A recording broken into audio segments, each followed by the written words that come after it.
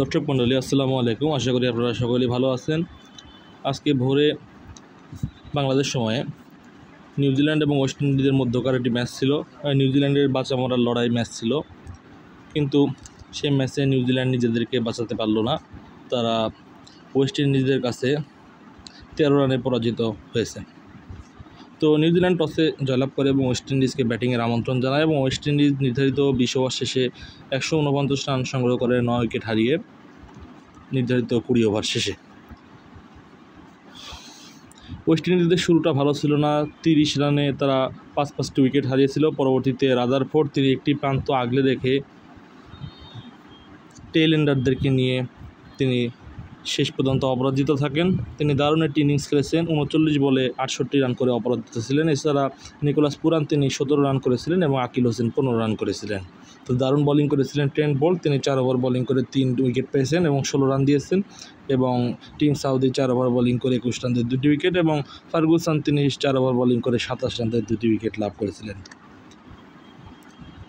তো 150 রান এই পিচে অবশ্যই ফাইটেবল টোটাল, কারণ এই পিচে সাধারণত 120-এর কম স্কোর হতে দেখা যায়। 150 রান অবশ্যই ডিপেন্ডেবল একটি টোটাল। নিউজিল্যান্ড সেই ম্যাচটি তাও জয়লাভ করতে পারেনি। তো নিউজিল্যান্ড তারা নির্ধারিত 20 ওভার শেষে 136 রান সংগ্রহ করে 9 উইকেট হারিয়ে এবং ফিলিপস তিনি 40 রান করেছিলেন, এলিয়ান 26 রান করেছিলেন এবং মিচেল স্যান্টনার তিনি 12 বলে 21 রান করে অপরাজিত ছিলেন। ফিলিপস এবং এলেন আউট হওয়ার পর মূলত নিউজিল্যান্ড আর পেরে উঠতে পারেনি। শেষের দিকে মিচেল স্যান্টনারের 3টি ছক্কা শুধু ব্যবধান কমাতেই সহায়তা করেছে। দারুণ বোলিং করেছিলেন জোসেফ, তিনি 4 ওভার বোলিং করে 19 রান দিয়ে 4টি উইকেট লাভ করেছিলেন এবং মতি তিনি 4 ওভার বোলিং করে 25 রান দিয়ে 3টি উইকেট এবং আকিল হোসেন তিনি 4 ওভার বোলিং করে 21 রান দিয়ে 1টি উইকেট লাভ করেছিলেন।